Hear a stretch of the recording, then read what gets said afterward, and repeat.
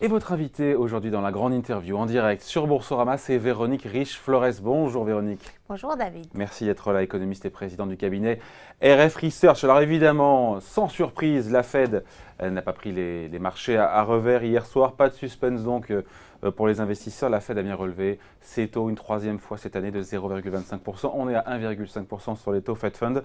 La seule surprise, et ma foi, elle est de taille, ce sont les nouvelles prévisions économiques de la Fed. Et là, qu'est-ce qu'on voit? Forte révision à la hausse des prévisions de croissance pour 2018. On est passé de 2,1% prévision de septembre à 2,5% nouvelle prévision pour 2018 pour la croissance américaine.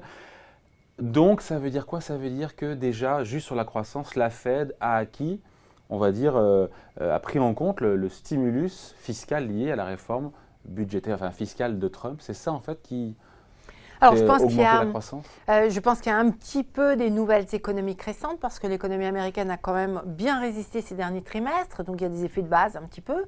Il n'y a pas de raison d'imaginer que ça s'interrompe tout de suite. Et puis, effectivement, d'ailleurs, la présidente toujours de la Fed, Janet Yellen, nous le dit, beaucoup d'incertitudes sur l'impact de cette réforme fiscale, mais quand même un effet conjoncturel.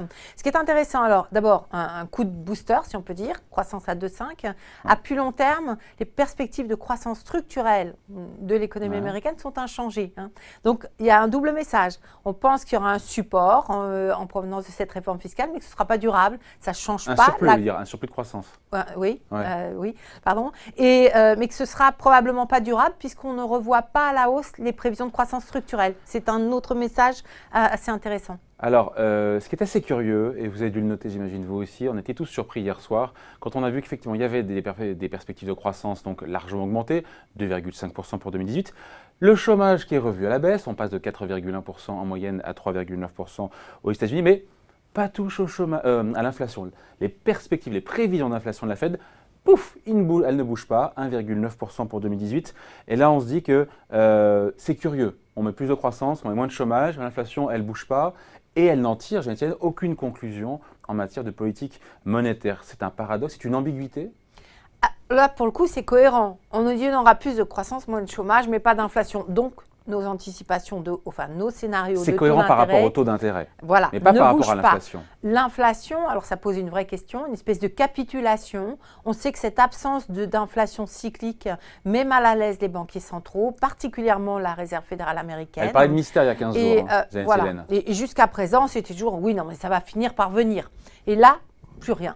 Et on voit bien, alors surtout avec un taux de chômage, comme vous l'avez souligné, prévu en baisse à 3,9% pendant 2 années consécutives. Et on resterait à 4% en 2020. Donc, ce n'est pas un petit hockey à la baisse. Et pas d'implication sur l'inflation. Ça veut dire capitulation, c'est intéressant comme mot. Moi, c'est comme ça que je le qualifie. Face à l'inflation, disons c'est fini.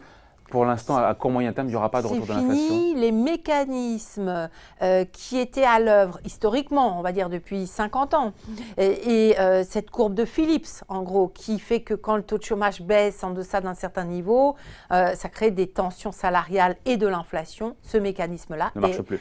Out, il ne fonctionne plus d'ailleurs. Mais jusqu'à présent, on laissait toujours penser que ça finirait par reprendre le dessus. Aujourd'hui, non. En tout cas, le discours est très clair. Il y a beaucoup d'incertitudes. On ne comprend pas bien, c'est ce que nous a dit texto Janet Yellen, et donc, dont acte. Et donc, la cohérence dans tout ça, c'est qu'effectivement, les prévisions des membres de la Fed en matière de hausse de taux en 2018 restent collées à 3. Et là, pour le coup, les marchés, ils voient un peu de tout. Il y a ceux qui voient une hausse de 4 hausses de taux Fed Fund en 2018, c'est Goldman Sachs, c'est la Deutsche Bank. Il y a celles et ceux qui en voient une, voire deux, c'est vous. Oui. Elle est jamais dans le consensus. C'est pour ça qu'on l'aime bien. Et puis, le marché qui oscille entre 2 et 3, il y a encore 48 heures. Je crois que 60% des investisseurs priceaient 2 hausses de taux en 2018. Oui. Alors, je vais vous dire, je pense qu'il y a 2 façons de lire les tendances de la conjoncture américaine et presque internationale. La façon, on va dire, Goldman Sachs, plutôt positive, il y a une reprise généralisée, l'investissement redémarre, les craintes de déflation, c'est ce qu'on voit dans les chiffres, effectivement, ont disparu. Donc, l'inflation est plutôt faible, mais finalement, c'est pas mal parce que comme ça, on peut conserver des taux bas et il n'y a pas de problématique de pouvoir d'achat. Et donc, tout va très bien et finalement, on pourra remonter les taux davantage, mais simplement, aujourd'hui, on est un petit peu en retard. Ça, c'est le scénario du consensus assez largement dominant, qui ne fait pas peur et qui revient, nous reconduit à la norme. Et puis, il y a une lecture avec beaucoup plus de profondeur de vue, si je peux dire, de mise en perspective de ce qui se passe. Et quand on remet, y compris les statistiques très bonnes, de récentes de croissance, de fonctionnement de l'économie mondiale, dans la perspective des 20 dernières années, alors on voit qu'on est à des lustres de ce qui s'est passé et que les phénomènes multiplicateurs de croissance, je pense à la dynamique des échanges mondiaux, je pense au crédit, à l'endettement, ceux-là ont disparu. Ça nous donne le sentiment qu'effectivement, nos économies ne vont pas pouvoir aller au-dessus de leur potentiel. Ce qui a formé dans le passé les cycles. Quand on va au-dessus du potentiel, on a un peu plus d'inflation et puis en même temps, on donne un peu de levier à la croissance réelle, etc. Ça permet de remonter les taux d'intérêt, mais ça permet d'abord de l'inflation et de la croissance. Ça, on l'a plus. Ça, c'est ce qu'on confisqué. Parce que les multiplicateurs de la croissance ne fonctionnent plus. Les échanges mondiaux sont très, très ralentis parce qu'essentiellement la Chine ne joue plus ce rôle de locomotive mondiale. On a une reprise de l'investissement qui surtout... Pardon, je coupe, mais le lien avec les taux d'intérêt, pour le coup, le lien c'est que, dont acte, si, selon vous... Si vous n'avez plus de cycle, si vous n'avez plus cette capacité d'aller un peu au-dessus de votre potentiel, vous n'aurez pas d'inflation. Il n'y a pas de raison d'augmenter tant que ça les taux d'intérêt. Et donc, si vous n'avez pas d'inflation, vous ne remontez pas les taux d'intérêt. C'est QFD. Exactement. Mais dans l'autre sens, pour que s'il y avait un peu plus d'inflation que ce qu'on attend, parce que les perspectives d'inflation sont tellement basses que si on en avait un petit peu plus, si vous vous trompiez, là pour le coup, la Fed devrait accélérer, elle devrait aller plus vite. Et là, les marchés sur ce scénario-là ne sont pas préparés.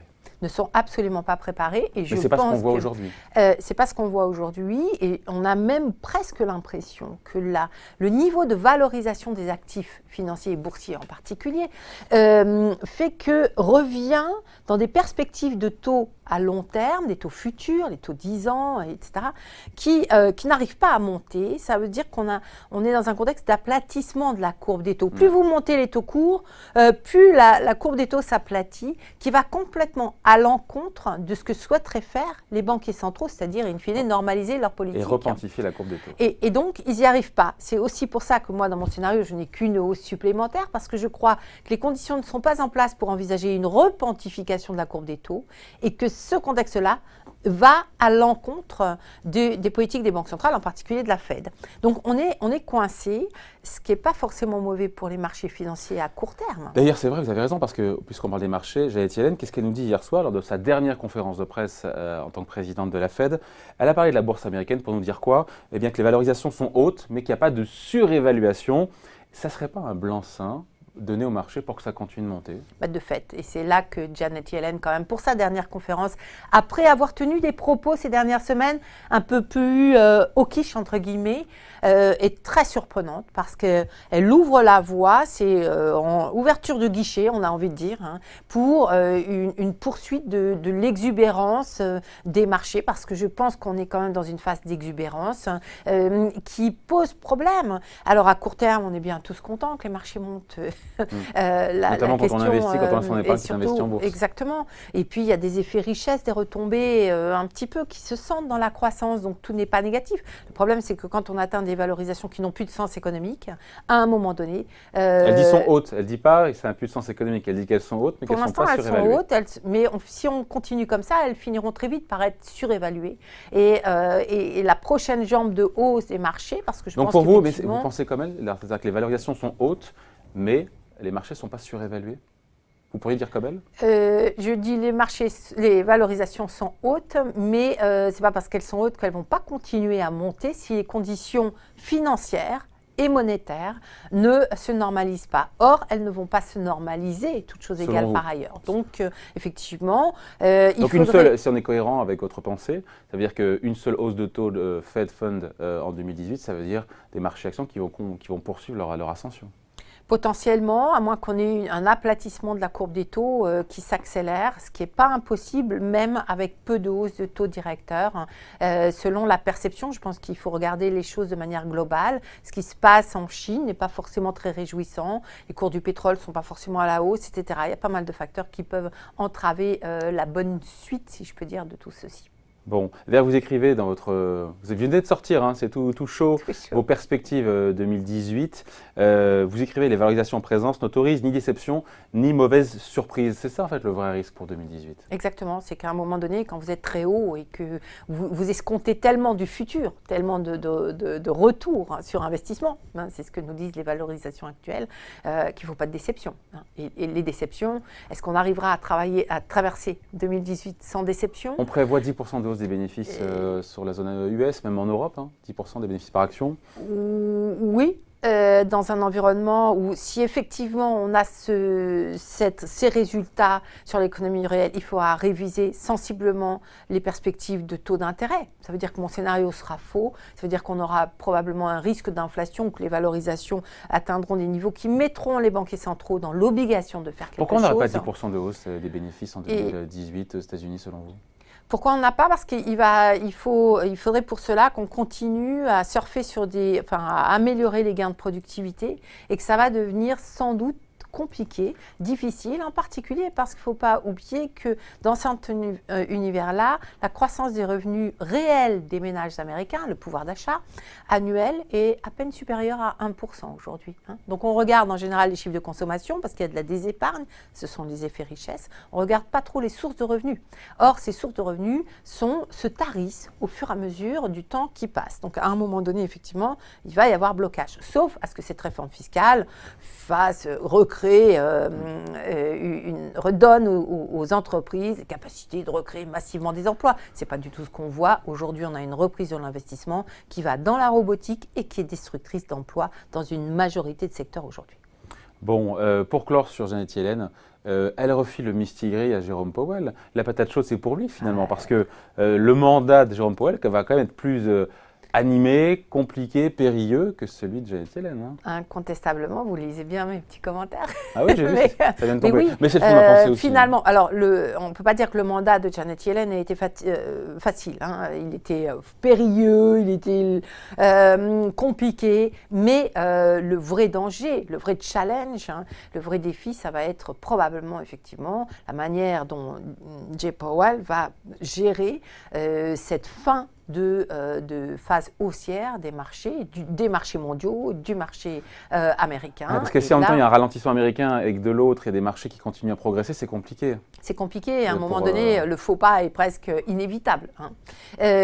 Donc effectivement, 4 ans, ce serait bien, ça paraît assez irréaliste d'imaginer que la bonne santé des marchés financiers se prolonge aussi longtemps. Sur la durée de son mandat. Vous venez de publier, je l'ai dit, hein, donc vos perspectives, vos prévisions pour 2018. Le titre est assez clair, bienvenue en Annapurna. Alors l'Annapurna, on explique, c'est un sommet qui est très haut, mais ce n'est pas le plus haut. Alors pourquoi cette analogie? L'Annapurna, oui, on est déjà haut, hein, on commence à manquer un peu d'oxygène, mais il reste un sommet, l'Everest. Donc, par contre, il y a des dégâts. Hein, quand vous êtes arrivé en Annapurna, il y a eu des pertes. Et puis, pour ceux qui s'attellent à monter le prochain, le grand, l'Everest, on sait qu'il y a pas mal de déchets. Excusez-moi l'expression, il s'agit en général quand même d'humains.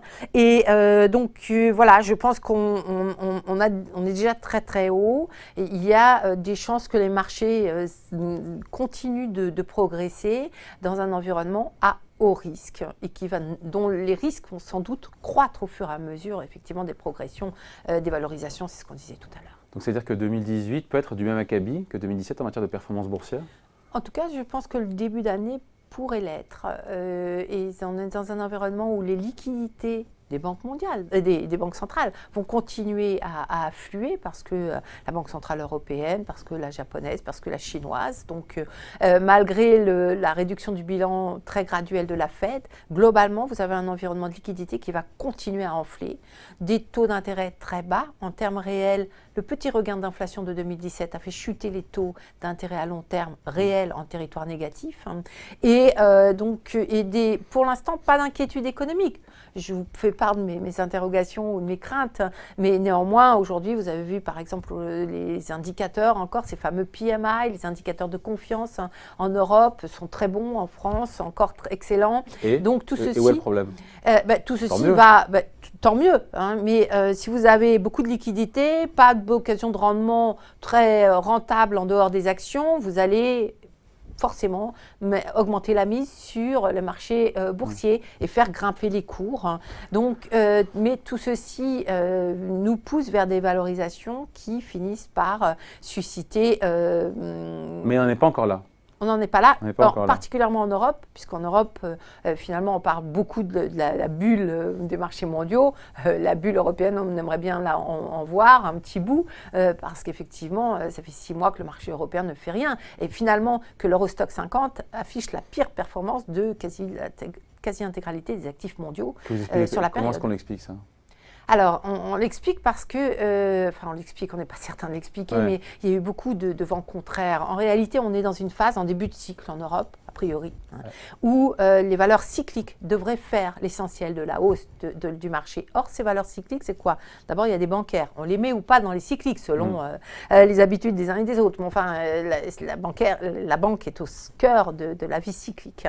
Or, les bancaires avec des taux d'intérêt très bas et d'un aplatissement de cours des taux sont pénalisés. Après, vous avez l'auto, typiquement cyclique, sauf que le cycle de l'automobile mondial a déjà bien vécu et qu'en plus, on a des problématiques structurelles dans ce secteur, etc. Donc, pas beaucoup de soutien. Après, il y a les industriels. Les industriels, typiquement dans les biens d'investissement, mais il n'y a pas beaucoup de croissance de la demande de machines-outils mondiale. La croissance de l'investissement, elle se fait surtout sur les robots. Ça profite au Japon, mais ça ne profite pas à l'Allemagne. Donc, vous voyez, tout un tas, plus l'appréciation de l'euro qui est un peu précoce, même si elle n'est pas extrêmement ravageuse, qui pénalise. Donc, le marché n'arrive pas à amorcer les tendances et à suivre les tendances du marché mondial. Si ça dure trop, on aura du mal à continuer à escompter une hausse du marché européen, me semble-t-il. Bon, dernier point, parce qu'on manque de temps, Véronique. Qu'est-ce qu'il y a d'autre d'alternatif, de contrariant, justement, dans votre lecture de la conjoncture, de la conjecture plutôt, dans ce rapport qui s'écarte un peu du scénario central qu'on entend un peu partout? Dans ce rapport, ce qui met le plus mal à l'aise dans ce travail de conjoncturiste et de prévisionniste, c'est que finalement, on arrive à un scénario de croissance qui est décente, toujours correct, pas beaucoup d'inflation. Mais quand on regarde dans le détail, ça manque de dynamique et surtout, la thématique des inégalités est en train de s'imposer. C'est-à-dire que quand on faisait de la conjoncture économique jusqu'à présent, on n'était pas obligé de regarder ces thèmes sous-jacents, structurels. Aujourd'hui, on sent l'effet de ce manque, cette mauvaise diffusion de la croissance dans les rouages de la conjoncture. Et ça, c'est particulièrement inquiétant. Ça donne le sentiment que vraiment le monde est en train de changer, nos économies et leur fonctionnement sont en train d'être modifiés en profondeur. Mais ne change pas dans le bon sens pour le coup. Et ne change pas dans le bon sens. Et plus vous êtes contraint, plus les politiques monétaires sont contraintes de garder des taux bas parce qu'effectivement, ça fait enfler les prix d'actifs, immobiliers, actions qui sont détenus par les plus fortunés, c'est ça? Ces inégalités. Donc on a un vrai souci. Sans compter la réforme fiscale de Trump aussi. Vite, les politiques, prenez la main, autrement que la réforme fiscale de Trump, parce que Trump va juste accentuer considérablement ces inégalités. Et on a besoin, pendant des années, on a dit on ne peut pas continuer comme ça avec des politiques unijambistes où le seul travail est fait par les banques centrales. Il faut un policy mix plus cohérent. Il faut que les politiques reprennent la main pour réorienter ces liquidités. Réorienter ces liquidités vers l'économie réelle. Et je pense qu'il n'y a qu'une seule voie. On commence à la prendre en France, mais la France ne suffira pas. C'est la politique de développement environnemental. C'est là qu'il faut investir, mais il faut des projets politiques, il faut de la vision politique pour drainer ces capitaux là où ils seront utiles et pas là où ils créeront des bulles dévastatrices à terme.